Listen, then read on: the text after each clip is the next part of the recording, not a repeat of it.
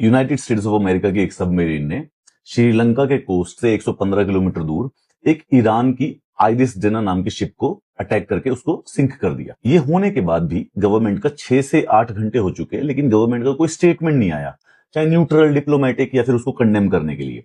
Government को जो support करते हैं वो ये कहते हैं कि हम क्या करें, ये तो इंटरनेशनल वाटर्स में, ये तो इंटरनेशनल वाटर्स में। But here is the problem. सबसे पहले Indian navy welcomes IRS Dena. ये जो आईआरएस डेना था, ये विशाखापट्टनम में इंटरनेशनल नेवी एक्सरसाइज के लिए आया हुआ था।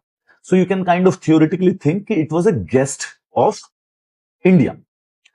Now no doubts about it, India का गेस्ट था, इसका ये मतलब थोड़ी ना था कि भाई इसको यहां से विशाखापट्टनम से ईरान छोड़ के आना था। बिल्कुल सही है। हाउएवर एक इंपॉर्टेंट बात याद रखना कि दिस एरिया, ये जो श्रीलंका के 150 किलोमीटर दूर भी है, ये इंडिया की ऑफिशियल टेरिटरी में नहीं आता। इंडिया की ऑफिशियल टेरिटरी में आता है 12 नॉटिकल माइल का एरिया, लेकिन इसको कहते हैं इंडियन इन्फ्लुएंस का एरिया। इस एरिया के अंदर जो भी होता है वो मोटा मोटी इंडिया की रिस्पॉन्सिबिलिटी है, और अगर हमसे बिना पूछे हो रहा है तो इसका मतलब हमारे ऊपर एक प्रकार से क्वेश्चन उठा हुआ है। Everybody is trying to defend कि यार अरे इसमें क्या करे भाई, ये तो इंटरनेशनल वाटर्स है, ये तो श्रीलंका से 115 किलोमीटर दूर था, इसमें भारत क्या करेगा, ये तो टेरिटोरी में आता ही नहीं है, ये तो इंटरनेशनल वाटर है। पहले अगर ये इंटरनेशनल वाटर में भी था तो वही वो शिप इंडिया की गेस्ट थी। भाई इंडिया को स्टेटमेंट तो देना चाहिए, क्या हो गया, क्यों नहीं दे रहे, ऐसे क्या समस्या आ गई, इतना क्या न्यूट्रल रहने की जरूरत पड़ गई, या इतना कौन सा प्रेशर है। दूसरा, इट डजंट मैटर अगर वो इंटरनेशनल वाटर में था, this goddamn area is called as the Indian ocean, this is an Indian influence. इसके अंदर चाइनीज सबमरीन तब आती है ना, तो वो भी सिक्योरिटी का इश्यू होता है। एक लास्ट क्वेश्चन पूछूंगा, जो भी लोग इस बात को सपोर्ट कर रहे हैं कि इसमें हम क्या करें, इसमें तो इंडिया कुछ कर ही नहीं सकता, जरा इसका जवाब देना।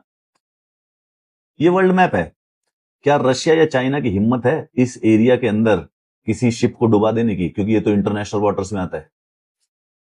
इस एरिया में ये यूके के इन्फ्लुएंस में या फ्रांस के इन्फ्लुएंस में जो आता है, इसमें रशिया या चाइना जाके कोई शिप डुबा सकते हैं?